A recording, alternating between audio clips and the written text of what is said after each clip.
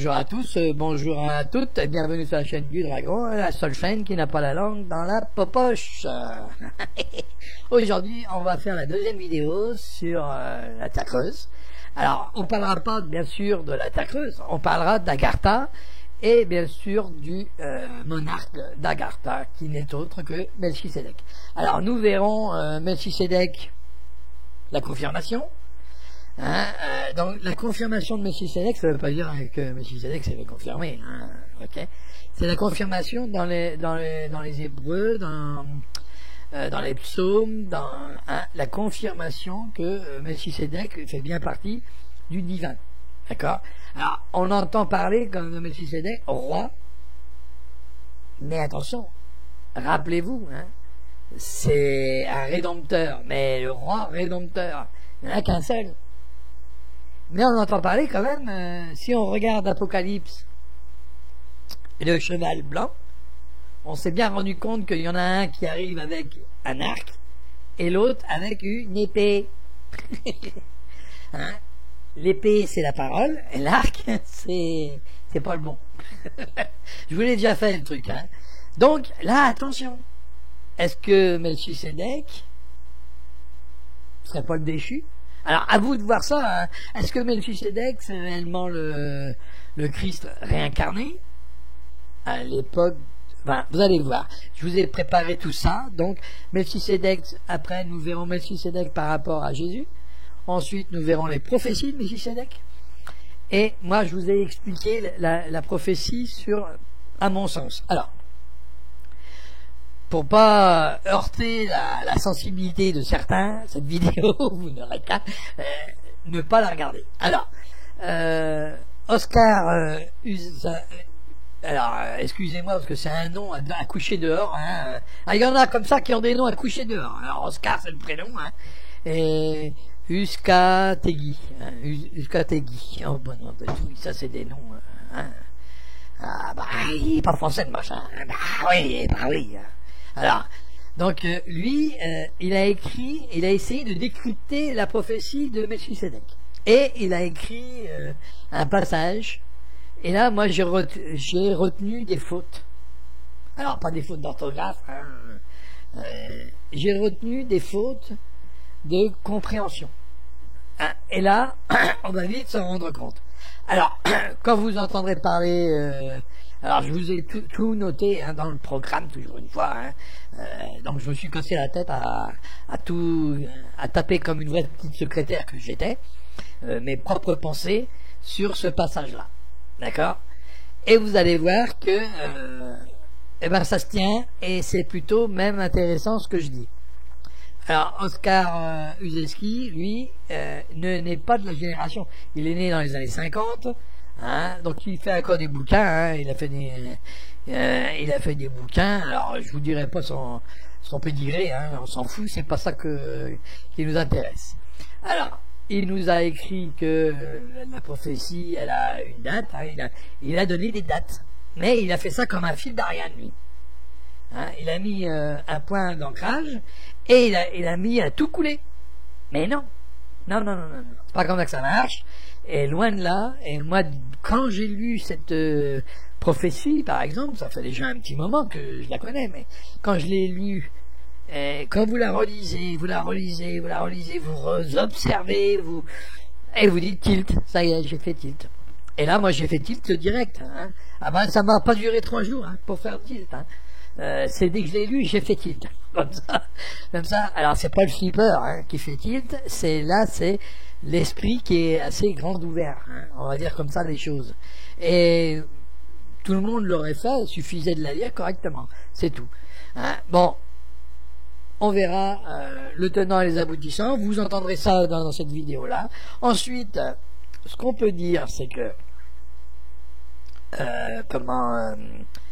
Melchisédek, on entendra parler du serment. Alors, je vous ai mis le serment de Jean Chrysoto,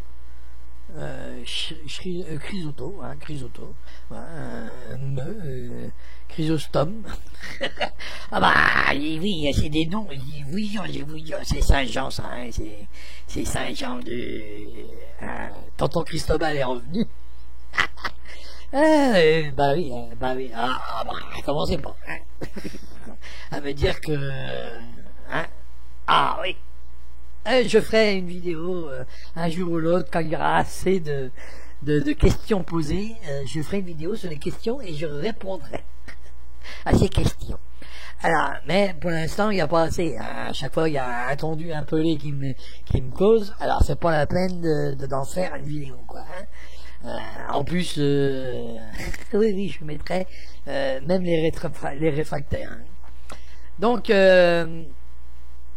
comment là, on va voir quand même qu'il y a un sermon. Et je le mettrai en fin de vidéo. Pour ceux qui veulent réellement écouter jusqu'au bout, vous écouterez cette vidéo entière. Ensuite, le sermon de Jean. Et là, vous verrez bien que ce sermon, est-ce qu'il vous parle? Hein, voilà. Ça c'est clair. Et est-ce on peut dire que c'est exactement ça, quoi. Ça c'est autre chose. Bon, allez, on va voir ça maintenant et on va écouter un peu. D'abord, on commence par Melchisédek et Jésus. Hein? Melchisédek et Jésus. Le haut personnage de Melchisédek, le nom a différentes graphies, Melchisédek, Melchisédek, ou encore, en hébreu, Malkisédek, intervient très brièvement dans l'histoire d'Abraham, Genèse 14, 18, 20.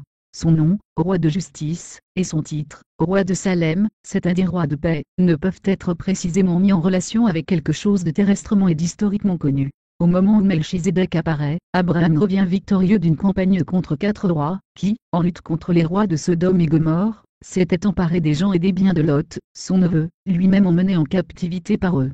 Tandis que le roi de Sodome, de retour sur ses terres, vient à la rencontre d'Abraham, un énigmatique personnage se présente à Abraham, apportant avec lui du pain et du vin. De façon des plus condensées, 2 versets seulement narrent cet important événement dans la Bible. Melchisédek, roi de Salem, apporta du pain et du vin, il était prêtre du Dieu plus haut. Il prononça cette bénédiction, béni soit Abraham par le Dieu plus haut qui créa ciel et terre, et béni soit le Dieu plus haut, qui a livré tes ennemis entre tes mains. Et Abraham lui donna la dîme de tout. D'où sort-il, l'on ne sait pas. C'est presque comme s'il arrivait de sous terre. Puis au psaume 110, Melchisédek est présenté comme une figure de David, lui-même figure du Messie, roi et prêtre. Le Seigneur l'a juré en un irrévocable serment, tu es prêtre à jamais selon l'ordre du roi Melchisédek. Dans l'Épître aux Hébreux, 7, 1, 3, Melchisédek nous est présenté par l'apôtre Paul, comme rien de moins que la figure prophétique du Christ lui-même. Étant sans père ni mère, il se situe hors du temps, il est assimilé au Fils de Dieu, et jouit d'un sacerdoce éternel.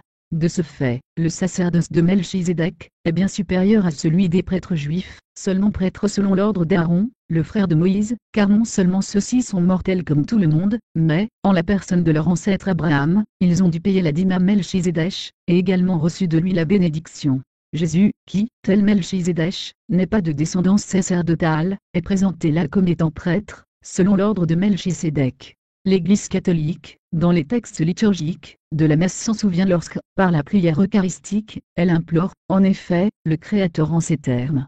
Et comme il t'a plu d'accueillir les présents d'Abel le juste, le sacrifice de notre père Abraham, et celui que t'offrit Melchisédek ton grand prêtre, en signe du sacrifice parfait, regarde cette offrande avec amour, et dans ta bienveillance, accepte-la. L'Église catholique croit et enseigne que la messe est la continuation et la représentation du sacrifice de Jésus, ou mieux, permet de rendre présent l'unique sacrifice du calvaire, Hébreux 7, 25. Il s'agit donc, de son point de vue, d'une commémoration. Ses adhérents font valoir le fait que le mot souvenir ou commémoration a, toutefois, une signification plus profonde en grec que son équivalent français. Le mot grec signifiant commémoration, a une signification bien plus forte que simplement souvenez-vous de moi en vous rappelant cet événement. Il signifie aussi, sacrifice répété et même perpétué. Depuis des temps immémoriaux, l'énigmatique figure de Melchisédek, apparaissant dans l'Ancien Testament pour redisparaître aussitôt, a maintenu en éveil la réflexion des biblistes, et nourri la méditation des esprits éveillés. Si l'Écriture sainte, la Bible, renseigne déjà un minimum sur Melchizedek, elle n'est pourtant pas la seule, car la tradition apporte aussi quelques informations. Récapitulons, Melchizedek est donc mentionné à 3 reprises dans la Bible. 1. Au chapitre 14 de la Genèse, il est dit que Melchizedek, roi de Salem et prêtre du Plus-Haut, bénit Abraham, victorieux de ses ennemis. 2. Au psaume 110, verset 4, il est écrit, « Le Seigneur a juré et il ne s'en repentira pas, tu es prêtre éternellement, selon l'ordre de Melchizedek. L'Éternel a juré, et il ne s'en repentira point, tu es sacrificateur pour toujours, à la manière de Melchizedek. » 3.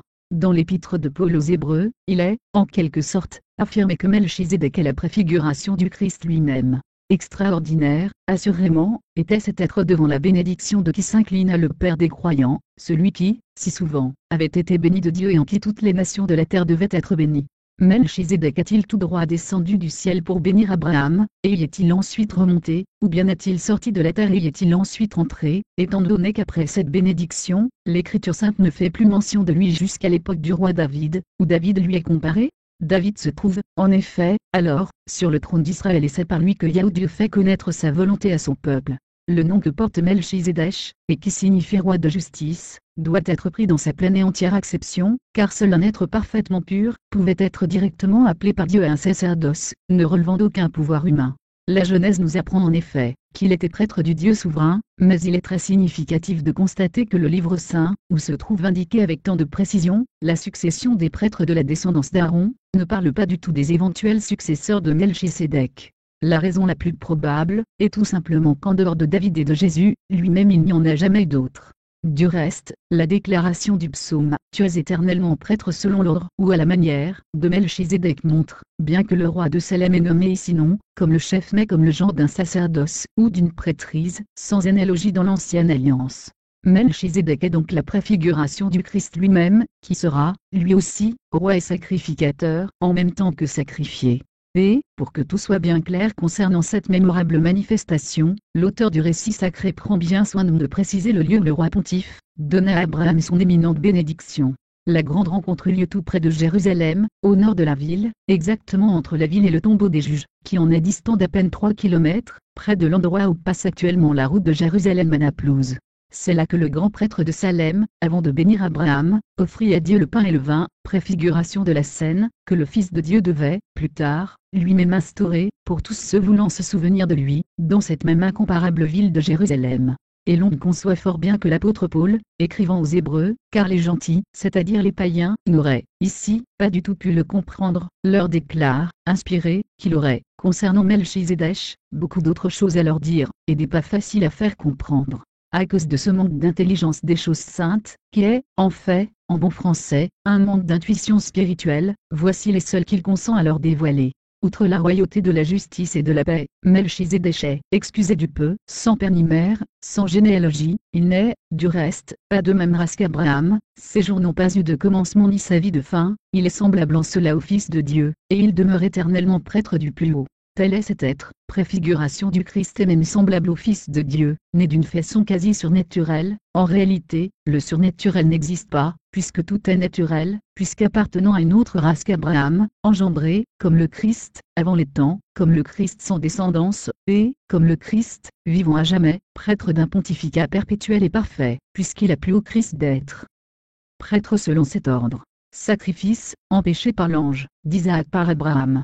Et l'on comprend que la méditation des croyants revienne inlassablement sur cet être, dont la grandeur nous domine et dont le mystère nous attire. Cornelius Lapie pense qu'il est descendu du ciel pour bénir Abraham, et qu'il y est ensuite remonté. Une telle supposition pose le problème de la gros-matérialité de l'apparition de Melchizedek. N'était-ce, en effet, qu'une apparition, ou bien a-t-il physiquement apparu à Abraham, lequel avait l'habitude de voir des anges lui apparaître? Rien ne permet, toutefois, d'affirmer qu'il ne s'agit pas d'une rencontre, car Melchizedek arrive avec le pain et le vin et, en contrepartie de ce pain et de ce vin terrestre, Abraham lui donne la dîme de tout.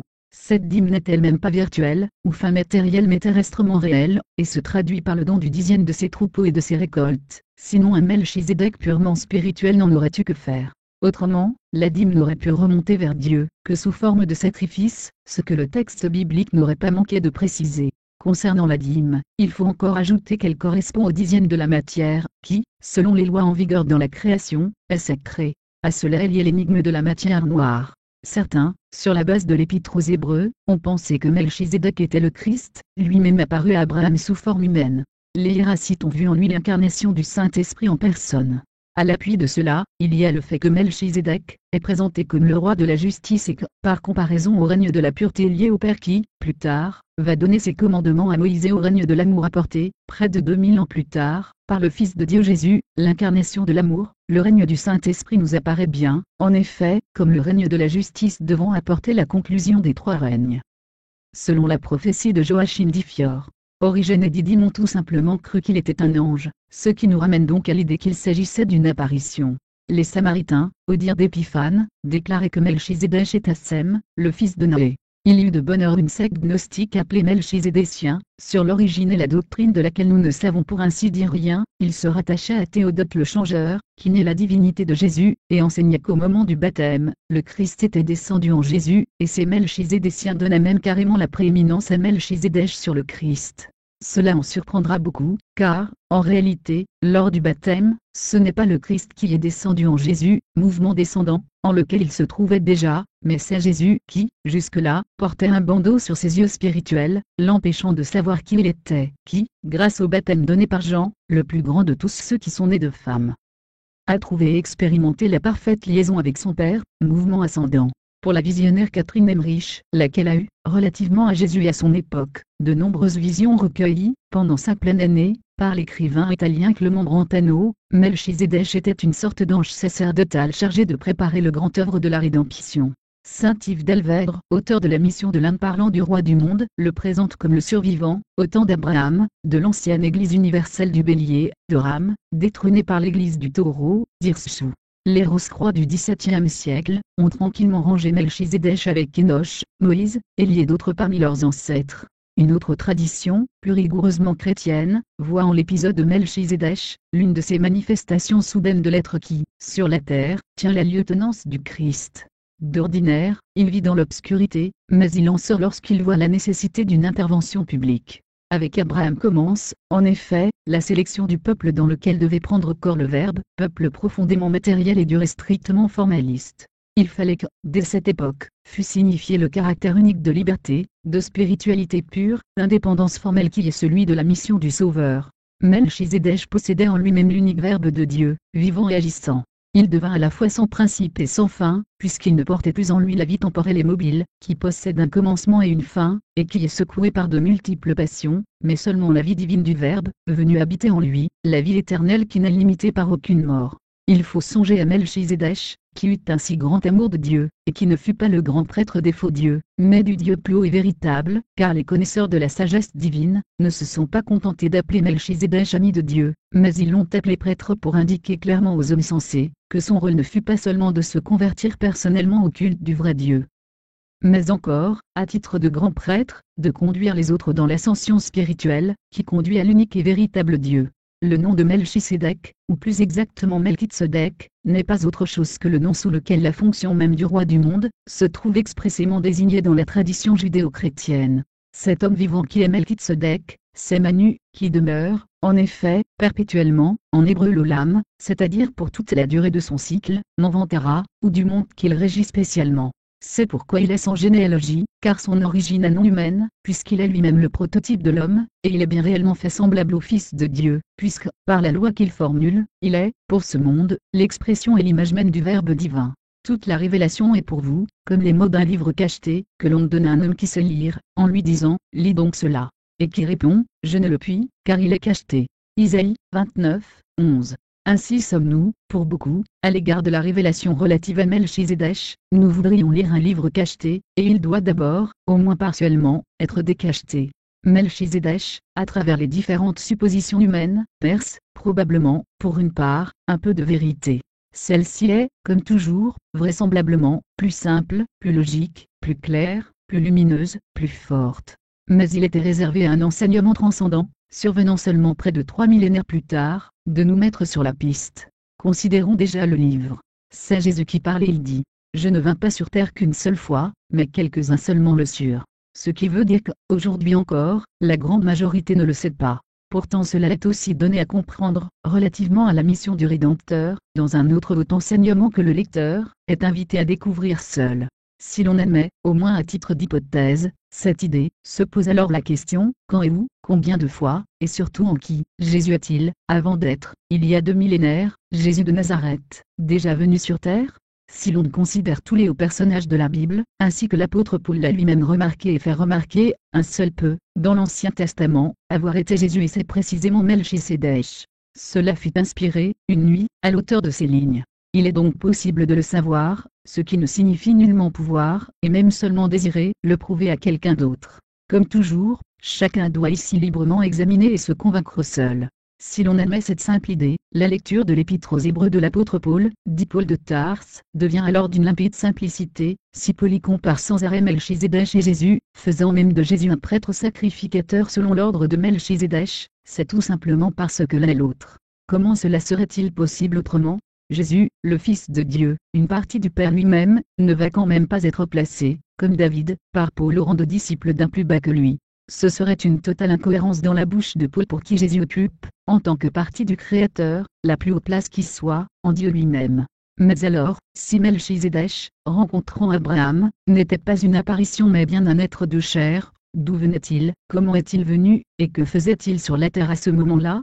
N'en déplaise à Jean Chrysostome, lorsque Jésus de Nazareth est venu sur terre, il a bien eu besoin d'un père et d'une mère, ce qui est mieux connu, comme tout le monde. Sa généalogie est bien posée au tout début des 2 évangiles de Matthieu et de Luc et remonte jusqu'à David. D'où vient que celle de Melchisédech n'est pas mentionnée? Est-ce simplement parce qu'elle était inconnue du rédacteur de la Genèse ou, tout simplement, comme l'affirme Paul, parce qu'il n'en avait pas? Bien sûr, nous penchons sérieusement pour la deuxième hypothèse. Mais considérons la suite. Melchisédech est le génie planétaire de la terre, duquel Jésus, le grand Kabir, a rendu témoignage. Ou Jésus a-t-il lui-même rendu témoignage à Melchisédech? Voilà qui n'est, malheureusement, pas précisé. Melchisédech est le grand receveur de la lumière cosmique. Voilà une notion intéressante, qui semble devoir être mise en relation avec sa mission de grand prêtre et sacrificateur perpétuel.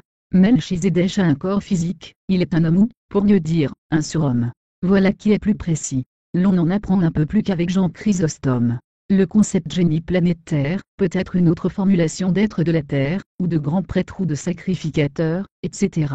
La suite est encore plus surprenante. Le royaume d'Agartha se trouve dans les profondes cavernes de la terre est creuse, et il y a tout un réseau de cavernes qui constitue l'Agartha. Une telle assertion en surprendra plus d'un, qui ne manquera pas de se vriller l'index sur la tempe, mais pas tout le monde. Dans l'Agartha vit le génie de la terre avec un groupe de survivants de la Lémurie et de l'Atlantide. Et pourquoi pas? Les Goros, puissants seigneurs de la vie et de la mort, travaillaient avec Melchisédech. Il n'a malheureusement pas davantage précisé ici ce que sont les Goros. Toute l'antique sagesse des siècles, a été gravée sur des pierres dans le royaume d'Agartha. Dès lors où l'on admet l'Agartha, cela semble vraisemblable. Quand Abraham revint, après la déroute des rois de Sodome et Gomorrhe, contre lesquels il s'était battu, il rencontra Melchisédech. Cela on le savait déjà. C'est dans la Bible. Melchisédech vivait alors dans une forteresse située à l'endroit où, plus tard, devait s'élever Jérusalem, la ville chère des prophètes. Ceci expliquerait l'appellation roi de Salem. Abraham donna à Melchisédech la dîme de tout et les prémices, telles que le commande la loi. Cela la Bible nous le dit aussi, sauf que la loi de Moïse n'existait pas encore à cette époque, et donc pas encore la loi réglant la dîme, mais il peut s'agir ici de la loi dans un sens plus large. Melchisédech a un corps physique immortel. Carrément. Il est logique que l'on vive beaucoup plus longtemps dans la terre, mais pour être terrestrement immortel, il faudrait aussi que la terre elle-même le soit. Toutefois, immortel ne signifie pas éternel. L'on dit que Melchisédech et ses gens, ainsi qu'Abraham et ses gens, ont célébré, à cette occasion, la sainte onction gnostique, avec le partage du pain et du vin. Il doit tout simplement s'agir là, hors langage ésotérique, en bon français actuel, de la préfiguration de la scène. C'est alors que Melchisédech a remis à Abraham le Saint Graal. Rien que cela. Ce calice fut, beaucoup plus tard, apporté par la reine de Séba au roi Salomon. La reine de Séba soumit le roi Salomon à plusieurs épreuves avant de lui confier le divin joyau. Voilà qui n'a pas l'air d'être dans la Bible. Le grand Kabir Jésus a célébré la dernière scène avec ce calice sacré. Il semble que Samuel au nord soit à peu près le seul à utiliser ce mot de Kabir au sujet de Jésus. Joseph d'Arimathie a recueilli dans ce calice le sang qui ruissela du corps de l'adorable, sur le mont Golgotha. Il existe d'autres traditions qui affirment cela. La suite offre des précisions sur ce qui serait advenu du Graal terrestre. En réalité, le véritable Graal est une réalité purement spirituelle. Le sénateur romain, apparemment, il s'agirait de Joseph d'Arimathie, a caché le calice et la lance avec laquelle le soldat romain Longin a transpercé le flanc du Seigneur. Lorsque la police romaine pénétra dans la maison du sénateur, elle n'y trouva ni le calice, ni la lance. C'est pourquoi Joseph d'Arimathie fut enfermé pendant longtemps dans une prison. Après être sorti de prison, Joseph d'Arimathie récupéra les 5 reliques et s'enfuit à Rome. Il rencontra, malheureusement, la persécution de Néron contre les gnostiques chrétiens. Il voyagea alors sur la Méditerranée. Une nuit, en rêve, il fut visité par un ange, qui lui dit « Ce calice a un grand pouvoir, car il a contenu le sang du Rédempteur du monde. Apporte-le là-bas. » Et l'ange lui montra le temple de Montserrat, en Catalogne, province de l'Espagne. Joseph d'Arimathie cacha le calice et la lance dans ce temple. Le Saint Graal et la lance du centurion romain Longin se trouvent donc dans le château du Graal, sur le mont Salva transcendant. Suit une interprétation symbolique sur le Graal et la lance. Le calice symbolise la ionie féminine, et la lance représente le phallus des mystères grecs. Dans le calice et la lance sont cachés les mystères du Linganioni. Nous savons aussi que la lance signifie encore davantage, mais cela n'est pas l'objet de la présente vidéo. Revenons à Melchisédek. Le génie de la terre capte constamment la lumière purificatrice, l'absorbe, l'attire à notre monde terrestre pour aider les âmes. Voilà qui, de nouveau, nous interpelle, car une telle assertion semble se relier à la notion de sacrifice perpétuel. Melchisédek, en nous et pour nous, comme seigneur de ces demeures planétaires où nous vivons, incite l'activeur, qui est au-dessus d'eux, pour le faire tourner en cercle rapidement. Melchisédek répond pour toutes les âmes de la terre. Dans cette courte phrase se trouve l'idée que Melchisédek serait une sorte d'intercesseur entre Dieu et les âmes humaines souvent fautives. Jésus, le grand Kabir, est, pour toujours, prêtre selon l'ordre de Melchisédek. En effet, ce Melchisédek, roi de Salem, prêtre du Dieu plus haut, qui se porta à la rencontre d'Abraham, s'en retournant après la défaite des rois, et qui le bénit, à qui aussi Abraham donna la dîme de tout, dont le nom signifie d'abord roi de justice, et qui est aussi roi de Salem, c'est-à-dire, roi de paix, qui est sans père terrestre, sans mère terrestre, sans généalogie, dont les jours n'ont pas de commencement, et dont la vie n'a pas de fin, mais qui est assimilé au Fils de Dieu. Ce Melchisédek demeure prêtre pour toujours. Épître aux Hébreux, chapitre 7, versets 1-3. Melchisédek, le génie de la terre, doit purifier et repurifier sans cesse les pouvoirs de ce monde par des sacrifices et des transformations terribles. Les grands cataclysmes sont nécessaires. Melchisédek doit, ainsi, purifier les pouvoirs de l'âme du monde, et apporter sa lumière au trésor de la lumière. Melchisédek, l'on ne cesse de se poser des questions sur l'identité de ce mystérieux personnage. L'on dit souvent qu'il est un type du Christ. Mais l'examen approfondi de l'Épître aux Hébreux nous confirme la validité de l'intuition initiale. Melchisédek est présenté comme le seul personnage qui soutient la comparaison avec le Christ. Et ce n'est donc pas rien. Les anges, vivant dans la sphère divine, sont écartés. Les êtres humains les plus considérés, en face de lui, ne tiennent pas non plus, qu'il s'agisse de Moïse, l'instaurateur de la loi, ou encore d'Abraham, le père de la foi. Donc Melchisédek n'est donc ni ange ni un simple homme normal, donc pas une créature. Le verset 3 du chapitre 7 de l'Épître aux Hébreux nous le confirme. Qui est sans père, sans mère, sans généalogie, qui n'a ni commencement de jour, ni fin de vie. 3 êtres déjà connus répondent à cette caractéristique, Dieu le Père, le Fils de Dieu Jésus, et le Saint-Esprit. De plus, il est bien précisé que Melchisédek demeure souverain sacrificateur à perpétuité. Or Jésus, lui aussi, l'est pour toujours depuis qu'il est devenu par serment. Selon le principe même du sacerdoce, il ne peut y avoir 2 souverains sacrificateurs. Surtout s'ils le sont tous les 2 à perpétuité. Il n'y en a donc qu'un. Alors, n'avons-nous pas affaire à un unique personnage sous 2 noms différents? Melchisédek ne serait-il pas le Christ lui-même? Et Jésus ne nous l'aurait-il pas lui-même donné à comprendre? En effet, parlant aux Juifs, Jésus semble bien le confirmer par ces paroles. En vérité, je vous le dis, si quelqu'un garde mes paroles, il ne verra jamais la mort. Maintenant, lui dirent les Juifs, nous savons que tu es un démon. Abraham est mort, les prophètes aussi, et toi tu dis, si quelqu'un garde mes paroles, il ne verra jamais la mort. Es-tu plus grand que notre père Abraham, qui est mort? Les prophètes, eux aussi, sont morts. Qui prétends-tu être? Jésus répondit, si je me glorifie moi-même, ma gloire n'est rien. C'est mon Père qui me glorifie, lui que vous dites être votre Dieu, et que vous ne connaissez pas. Pour moi, je le connais, et, si je disais que je ne le connais pas, je serais semblable à vous, un menteur. Mais je le connais, et je garde sa parole. Abraham, votre père, a tressailli de joie de ce qu'il verrait mon jour. Il a vu et il s'est réjoui. Les Juifs lui dirent, tu n'as pas encore 50 ans, et tu as vu Abraham. Jésus leur dit, en vérité, je vous le dis, avant qu'Abraham fût, je suis. Là-dessus, ils prirent des pierres pour les jeter contre lui, mais Jésus se cacha, et il sortit du temple. Évangile de Jean, 8, 51-59. Pour la compréhension de ce passage, il n'y a que deux explications possibles. Soit Abraham est incarné à l'époque de Jésus, et fait donc partie de ses disciples, sans quoi il a vu son jour, c'est-à-dire son avènement sur terre.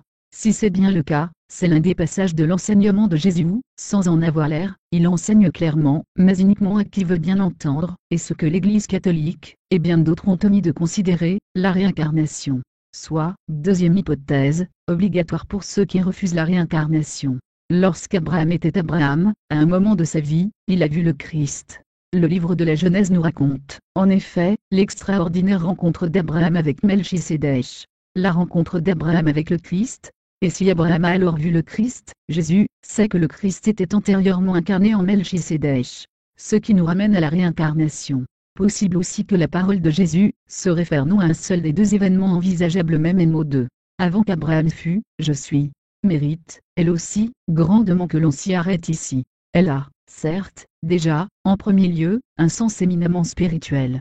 Elle veut, bien sûr, déjà dire que Jésus en tant que fils du Dieu éternel, issu de Dieu lui-même, préexiste, bien évidemment, à Abraham, simple esprit humain de genre évolué.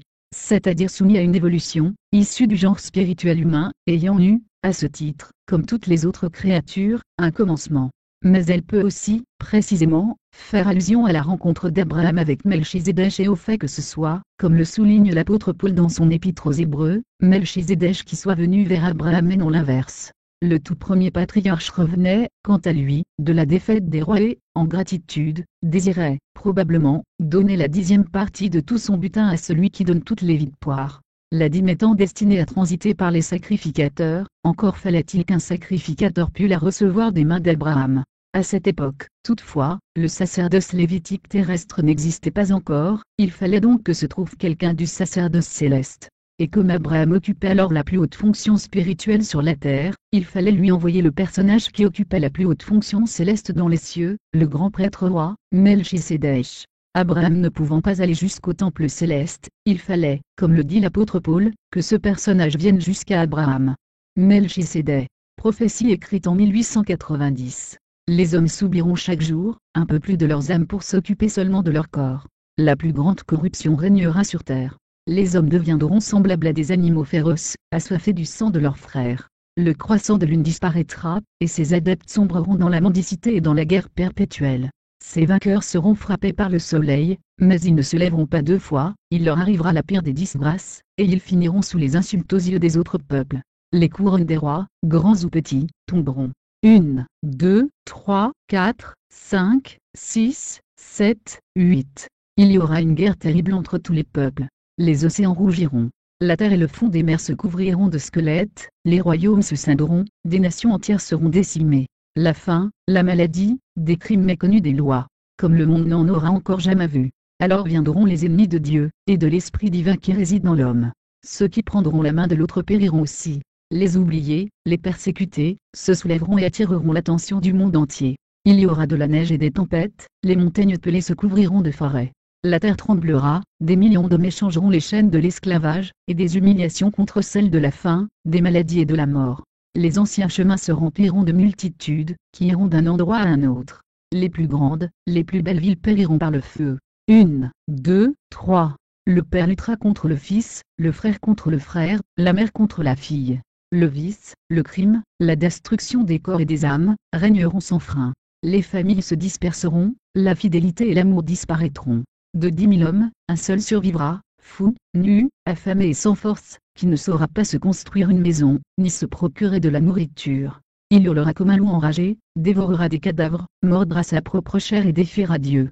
Plein de colère, la terre se dépeuplera. Dieu l'abandonnera. Seule la nuit et la mort répandront sur elle leurs fruits. Alors surgira un peuple jusqu'alors inconnu, qui arrachera avec une forte poigne, les mauvaises herbes de la folie et du vice, et conduira à la bataille contre le mal ceux qui seront restés fidèles à l'esprit de l'homme. Ils instaureront une vie nouvelle sur la terre purifiée par la mort des nations. Dans 50 ans il n'y aura plus que 3 grands royaumes, qui vivront heureux pendant 71 ans. Après viendront 18 ans de guerre et de cataclysme. Puis, les peuples de la Garthie sortiront de leurs cavernes souterraines, et apparaîtront sur la surface de la terre. Ce qui suit est une faute de décryptage. Je l'ai mis pour que vous l'écoutez aussi. que les personnes ouvertes d'esprit s'en rendent compte. Après ce petit paragraphe, je vous dirai ce que le Dragon 355 entend et décrypte. Mais voyons ce qu'Oscarus Katogi a écrit. Donc, quand Melchizedek dit, dans 50 ans il n'y aura plus que 3 grands royaumes. 1890 plus 50 égale 1940, c'est-à-dire de la Deuxième Guerre mondiale. Ainsi 3 nouveaux grands royaumes sont apparus, l'Europe, la Russie et les USA. Il dit ensuite qu'ils vivront heureux pendant 71 ans. Cela fait 1940 plus 71, ce qui nous fait 2011. Et en cette année fatidique après viendront 18 ans de guerre et de cataclysme. Par la suite il y aura une régénération, et un nouveau cycle commencera, mais non sans qu'il y ait eu auparavant une période d'involution et de destruction, comme le disent tant de prophéties et de religions du monde. La prophétie a été écrite en 1890. Donc, quand Melchizedek dit, dans 50 ans il n'y aura plus que 3 grands royaumes, il nous parle de 1940, c'est-à-dire de la Deuxième Guerre mondiale. Ainsi 3 nouveaux grands royaumes sont apparus, l'Europe, la Russie et les USA. Il dit ensuite qu'ils vivront heureux pendant 71 ans. Cela fait 1940 plus 71, ce qui nous donne 2011. Et en cette année fatidique après viendront 18 ans de guerre et de cataclysme. Il nous dit ainsi que nous sommes aux portes d'un conflit mondial, qui aura des conséquences affreuses, jamais vues, et qui durera 18 ans, de 2011 à 2029. Mais à mon sens on doit ajouter 5 ans. Oui 5 ans. À 1940. La guerre a fini en 45. Donc puisqu'il dit, ainsi 3 nouveaux grands royaumes sont apparus, l'Europe, la Russie et les USA. Il dit ensuite qu'ils vivront heureux pendant 71 ans, mais la guerre était loin d'être finie en 1940, on a vu les prémices de ce qu'il serait le monde après-guerre. Donc si je prends la fin de la guerre, 1945 plus 71 ans, égale 2016. Quand on se rappelle tous les cataclysmes, tremblements de terre, inondations, ouragans, et conflits armés dans le monde. Et ça a continué de plus belle en 2017. Et qui aura des conséquences affreuses, jamais vues, et qui durera 18 ans, de 2016 à 2034. Par la suite il y aura une régénération, et un nouveau cycle commencera, mais non sans qu'il y ait eu auparavant une période d'involution et de destruction, comme le disent tant de prophéties et de religions du monde. Vous le voyez maintenant tout ce qui se passe dans le monde et toutes les choses à venir. Soyez prudents. Le bon comme le pire est encore à venir, si on en croit la prophétie. L'argument est super bon, hein, c'est un bon argument. Et puis 1940, c'est bien la guerre, on était en plein dedans. On n'était pas du tout heureux. Enfin, pour certains, d'autres c'était des collabos, donc c'est normal qu'ils étaient heureux. Mais certains étaient très malheureux, hein, même plutôt. Il ne faut pas dire qu'en 1940 et 1945, ça a été la joie dans les boutiques, hein, c'est clair. Il faut arrêter un peu de nous prendre pour des jambons, là, quand même. Donc il faut voir ça comme ça. Donc 1940, c'est bien ce que je vous ai dit. C'était la Deuxième Guerre. Donc dans 50 ans, je vois une grande guerre. Ouais, ok, dans 50 ans, 1940, on est dedans. Il n'y a pas de souci. Et ensuite, 71 ans de paix. Eh ben, on ne donne pas la date 1940 et on ne dit pas 71. On dit, eh ben ouais, c'est quand que ça a commencé la paix? En 45. Donc 5 ans après. On est d'accord. Donc 5 ans après, on va en 45 pour dire la paix a commencé en 45. Et là, on a 71 ans de bonheur. Et bien là, on n'est plus du tout en 2011, on est en 2016. Eh oui. Donc là, et on a bien vu que 2016, des cataclysmes, des machins, bon, je reviens pas dessus. Hein. Donc voilà. Donc vous voyez bien que ça a tout son sens, hein. Tout son sens. Mais quand on dit qu'il y a 18 ans de cataclysmes, de choses comme ça, de prémices, hein, eh ben, il faut bien entendre que ce sont tout ce qu'il va y avoir, tout ce qui a été, qui sera et qui viendra. C'est clair. Alors, vous regardez 2016, qu'est-ce qui s'est passé? On a eu quand même des cataclysmes. 2017, ça s'est pas calmé. 2018, eh ben, ouais, ça commence un petit peu à avoir comment les hommes contre les femmes. Vous voyez, il y a plein de choses comme ça qui se mettent en place. Hein. Mais tout arrive. Hein. Vous ne pouvez plus faire autrement. Hein. Tout arrive. Regardez les prophéties, regardez ce qui arrive. Suffit. Hein. Il suffit de regarder. Et on va y avoir comme ça jusqu'au bout, jusqu'en 2034. Hein.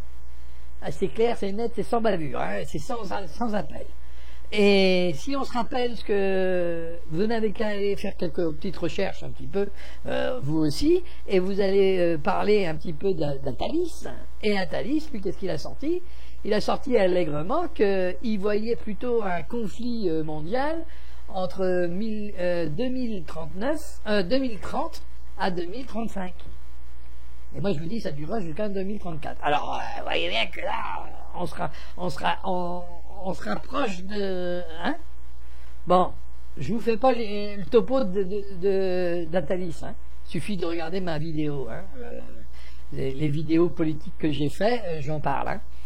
Donc vous voyez bien que tout ça, ça commence à se coller. Hein. Alors peut-être que vous ne le voyez pas, mais moi je le vois très bien. Alors on va pas dire, je vais pas me vanter non plus, et je veux pas non plus que ce soit pour me faire mousser. Hein. C'est clair, c'est comme ça. Et c'est pour ça que vous ne saurez jamais qui je suis. Alors, c'est pas la peine de me demander qui tu es, hein, qui suis-je, où vais-je, dans quelle étagère, hein, ok, hein, qui suis-je, c'est moi, où vais-je, eh ben, à chaque fois que je mets un pied devant l'autre, hein, j'avance. Et devant. Et dans quelle étagère? Eh ben, dans celle de la cuisine, c'est pas mal. Hein. Ou alors des fois je vais dans celle de la salle à manger pour voir un petit peu ce qu'il y a dessus. Hein, et je dépoussière. Voilà dans quelle étagère. Alors, maintenant, elle est commode, mais elle n'a pas de tiroir. Hein, nous sommes d'accord. Alors, maintenant, je vais vous mettre à la fin de cette vidéo. bah oui, elle est commode, mais elle n'a pas de tiroir. Hein hein, elle est moins pratique qu'une valise parce qu'elle n'a pas les poignées. Bon, on va parler maintenant d'une, on va dire, d'un serment qu'il y a eu, et ce serment, je vous le mets, et puis ça sera la fin de la vidéo, hein, parce que pour ceux qui veulent écouter le serment, ben c'est très bien, je me suis cassé la tête à tout le noter, donc ce serait bien que vous l'écoutez. Et puis pour ceux qui voulaient avoir les tenants et les aboutissants, alors moi je vous ai donné les tenants, maintenant il y a les tenants, les aboutissants, de votre esprit, qu'est-ce que vous avez entendu, qu'est-ce que vous en sortez, et de l'autre esprit, bah bien sûr, là on va regarder un petit peu le serment de Saint Jean. Hein, c'est Jean de... Alors c'est un nom encore... ouais, ah ben moi avec les noms je suis pas copain. Hein. Chrysostome. Hein, Chrysostome. Ah oui, je suis pas copain avec ces noms-là. Ils peuvent pas avoir des noms franchouillards. Hein, c'est clair. Ah ben non, il n'y a pas que des Français hein, dans le monde.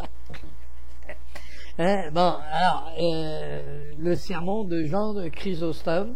Hein, donc nous allons voir ça et... ça sera la fin de la vidéo, hein. Donc au revoir à tout le monde, la bonne alors c'est pas long, hein, la bonne le bon mois de mars, hein. Et oui, parce qu'on y est, hein. Alors on n'est plus sous la neige, on est sous la pluie, hein. Comme ça au moins c'est clair. Alors pour ceux qui disent qu'il pleut pas, ben, ils n'ont pas ici, ils verront.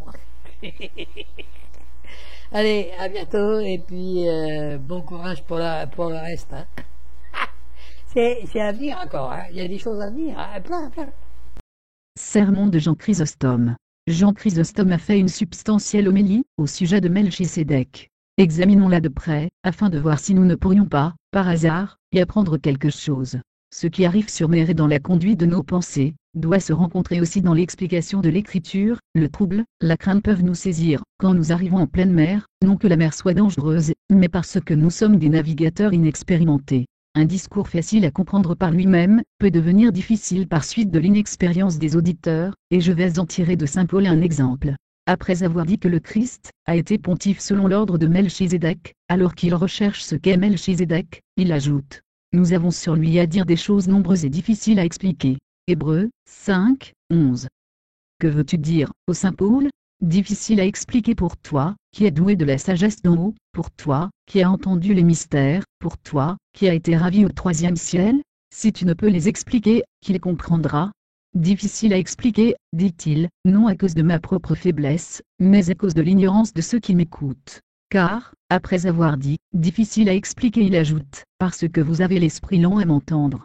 Voyez-vous que ce n'est pas la nature de sa parole, mais bien l'ignorance des auditeurs, qui rend cette parole difficile à comprendre, quand elle ne l'est pas par elle-même? La même cause la rend encore longue, bien que par elle-même elle soit courte. Aussi ne se borne-t-il pas à dire des choses difficiles à expliquer, il dit encore des choses nombreuses imputant à la foi, et la longueur et la difficulté à l'esprit lourd de ceux qui l'écoutent. De même, en effet, qu'il ne faut pas servir aux malades, une table sans variété et sans apprêt, mais leur présenter des mets de toutes sortes, afin que s'ils ne veulent pas de l'un, ils prennent d'un autre, s'ils refusent celui-ci ils acceptent celui-là, s'ils en repolissent un, ils portent la main sur un autre, afin que la variété triomphe de leur peu d'appétit, et que la diversité des plats, finisse par vaincre leur dégoût. Ainsi faut-il faire souvent pour notre esprit, quand nous sommes faibles, il faut alors nous offrir des discours abondants, pleins de comparaisons et d'exemples variés, de démonstrations et de périodes, de 1000 choses, enfin, parmi lesquelles nous pourrons facilement choisir ce qui nous est utile. Quelque long et difficile à expliquer que dût être son discours, Paul n'a pas renoncé à enseigner à ses disciples ce qu'était Melchizedek, en disant long et difficile à expliquer il a éveillé leur attention, il les a empêchés d'écouter avec indifférence, mais il ne leur présente pas moins la table chargée, et il donne satisfaction à leurs désirs. Faisons donc de même. Quoique nous ne puissions mesurer l'immense étendue, ni atteindre aux dernières profondeurs de la pensée de l'apôtre, risquons-nous sur les flots, nous assurant, non dans notre force, mais dans la grâce qui nous est donnée d'en haut, risquons-nous sur les flots, non par confiance en nous-mêmes, mais pour votre salut, et imitons en cela saint Paul. Car il n'a pas privé ses frères de ses instructions sur Melchizedek, écoutez plutôt la suite. Après avoir dit, nous aurons sur lui à dire des choses nombreuses et difficiles à expliquer, il ajoute, car ce Melchizedek, roi de justice est aussi roi de Salem, c'est-à-dire roi de paix, qui n'a ni père, ni mère, ni généalogie, ni commencement, ni fin, est l'image du Fils de Dieu, et demeure pontife à jamais. Hébreux, 7, 1, 4. Vos oreilles n'ont-elles pas été blessées de l'entendre dire d'un homme qui n'a ni père, ni mère, ni généalogie? Et que dis-je, d'un homme? Quand ce serait du Fils, ne soulèverait-il pas encore une grave question? Car s'il n'a pas de père, comment est-il le Fils? S'il n'a pas de mère, comment est-il le Fils unique? Il faut bien qu'un fils ait un père, ou bien il ne serait pas fils. Mais le Fils de Dieu n'a ni père, ni mère, pas de père, par sa naissance terrestre, pas de mère, par sa naissance céleste. Non, sur terre il n'a pas de père, et dans les cieux il n'a pas de mère. Il n'a pas de généalogie. Que ceux qui examinent curieusement sa substance l'entendent. Il en est pourtant qui admettent que ces mots, il n'a pas de généalogie, s'appliquent à sa naissance céleste. Certains hérétiques ne le veulent même pas, car ils recherchent et scrutent indiscrètement cette naissance, les plus modérés cependant cèdent sur ce point et prétendent que ce mot, il n'a pas de généalogie, est dit de sa naissance terrestre. Montrons donc que Paul l'a dit de l'une et de l'autre, et de la céleste et de la terrestre. Car l'une est d'une majesté accablante, et l'autre est un mystère insondable. Aussi Isaïe, 485, dit-il, qui racontera sa naissance? Isaïe, livre 3, 8. Vous m'objectez qu'il ne parle que de sa naissance céleste? Mais Paul, qui, après avoir parlé des deux naissances, ajoute, il n'a pas de généalogie. C'est pour que vous croyiez qu'il n'en a, ni selon cette première naissance, dans laquelle il n'a pas de mère, ni selon sa naissance terrestre, dans laquelle il n'a pas de père, qu'après les avoir appelées toutes les deux, il a dit, il n'a pas de généalogie. Et en effet, si sa naissance ici-bas est incompréhensible, oserions-nous seulement lever les yeux sur sa naissance de là-haut? Si le vestibule du temple est aussi redoutable, aussi inaccessible, qui entreprendra de pénétrer dans le sanctuaire? Il a été engendré par le Père, je le sais. Mais comment? Je l'ignore. Il a été enfanté par la Vierge, je le sais. Mais comment? Je ne le comprends pas davantage. Sa double naissance est un fait reconnu, mais la manière dont elles se sont opérées l'une et l'autre est un mystère. Sans doute je ne sais pas comment il est né de la Vierge, mais je n'en reconnais pas moins qu'il est né d'elle, et ne me fais pas une arme de ce que j'ignore, pour supprimer le fait. Agissez de même à l'égard du Père. Vous ne savez pas comment Jésus est né du Père, reconnaissez cependant qu'il est né de lui. Et si les hérétiques vous disent comment le Fils est-il né du Père, abaissez leur orgueil vers cette terre, et dites-leur, descendez des cieux et expliquez-nous comment, il est né de la Vierge, et puis, vous pourrez regarder plus haut. Retenez-les, enfermez-les, ne leur permettez pas de reculer et de faire retraite dans le labyrinthe des raisonnements, retenez-les, serrez, non pas sous votre main, mais sous votre parole, ne leur donnez pas le loisir d'échapper par où ils voudront. Car, s'ils nous embarrassent dans les discussions, c'est que nous les suivons sur leur terrain, au lieu de les amener au pied des lois des saintes Écritures. Tenez-les assiégés de toutes parts par les témoignages de l'Écriture, et ils ne pourront pas même ouvrir la bouche. Dites-leur, comment est-il né de la Vierge? Je ne vous lâche pas, je ne recule pas. Il ne saurait vous le dire, quand il l'essayerait 1000 fois. Lorsque Dieu nous cache un secret, qui le découvrira? La foi seule peut alors nous instruire. Si vous ne pouvez comprendre et que vous cherchiez à raisonner, je vous dirai comme le Christ à Nicodème, je vous ai parlé des choses terrestres et vous ne me croyez pas, comment me croirez-vous, si je vous parle des choses célestes? Jean 3, 12. Je vous ai parlé de l'enfantement d'une vierge, et vous ne savez que dire, et vous n'osez ouvrir votre bouche, et voilà que vous avez la curiosité de rechercher la naissance du Christ dans les cieux, et encore s'il ne s'agissait que des cieux. Mais c'est le Maître même des cieux que vous prétendez pénétrer. Je vous ai parlé des choses terrestres et vous ne me croyez pas. Il ne dit pas, vous n'êtes pas persuadé, mais vous ne me croyez pas, me montrant par là que si les choses terrestres mêmes exigent la foi, à plus forte raison les choses célestes l'exigeront-elles. Et pourtant il parlait alors à Nicodème d'un genre de naissance bien inférieur, c'était du baptême et de la régénération spirituelle, et il est bien évident que ce sont choses intelligibles pour la foi seule. Et s'il les appelait terrestres, ce n'est pas qu'elles le soient vraiment, mais c'est qu'elles se consomment sur la terre, et qu'en comparaison de cette divine naissance, de cette naissance inénarrable, et au-dessus de toute intelligence, elles sont véritablement terrestres. Si donc notre régénération par les eaux du baptême ne peut être comprise, mais que la foi seule la puisse entendre, sans avoir à rechercher comment elle s'opère, quelle folie ne serait-ce pas que de mettre en œuvre les raisonnements humains pour découvrir la naissance céleste du Fils unique, et de vouloir s'en rendre compte? Non, le Fils de Dieu n'a ni père, ni mère, ni généalogie, nous avons bien démontré comment. Mais puisqu'il en est beaucoup qui, ne comprenant pas ce qui est écrit de Melchizedek, l'ont proclamé plus grand que le Christ, puisqu'ils ont suscité une hérésie, sous le nom de Melchizedécite, et qu'ils disputent avec nous, prétendant montrer qu'il est plus grand que le Christ, et s'appuyant sur ces mots, tu es pontife à jamais selon l'ordre de Melchizedek, Psaume 109. 4. Il faut leur répondre. Voici leur raisonnement, comment ne serait-il pas plus grand que le Christ, quand le Christ est pontife à son image et selon son ordre? Mais nous disons qu'il est un homme de notre espèce, si loin d'être plus grand que le Christ qu'il n'est pas même plus grand que Jean-Baptiste, car il n'en a pas paru un seul plus grand que Jean-Baptiste, a dit le Christ, parmi ceux qui sont nés d'une femme. Matthieu 2, 11. L'argument est ici un sophisme, car Jésus, lui aussi, est né d'une femme. Cela montre bien qu'en disant cela il ne parle justement pas de lui. De plus, Melchizedek est précisément présenté comme étant sans père ni mère. D'autres tombent dans une autre erreur, et déclarent que Melchizedek est le Saint-Esprit, nous le nions également. Quel besoin y aurait-il eu pour le Verbe de Dieu de se faire homme, si l'Esprit Saint s'était déjà incarné? Mais puisqu'il n'est pas plus grand que le Christ, puisqu'il n'est pas non plus le Saint-Esprit, qu'il nous dise donc le lieu où il le place? Est-ce au ciel ou sur la terre? Ou dans les régions situées sous la terre? Il est probable que Jean Chrysostome ne croit pas si bien dire. Que ce soit au ciel ou ailleurs, nous allons leur faire entendre qu'il fléchit le genou devant le Christ incarné dans le sein de Marie, Mère de Dieu. Car l'apôtre dit, tout genou fléchira devant lui et la suite. Philippiens 2, 10. Si donc tout genou fléchit devant le Christ, Melchizedek doit être moins grand que lui, car il adore le Christ, et le Christ est adoré.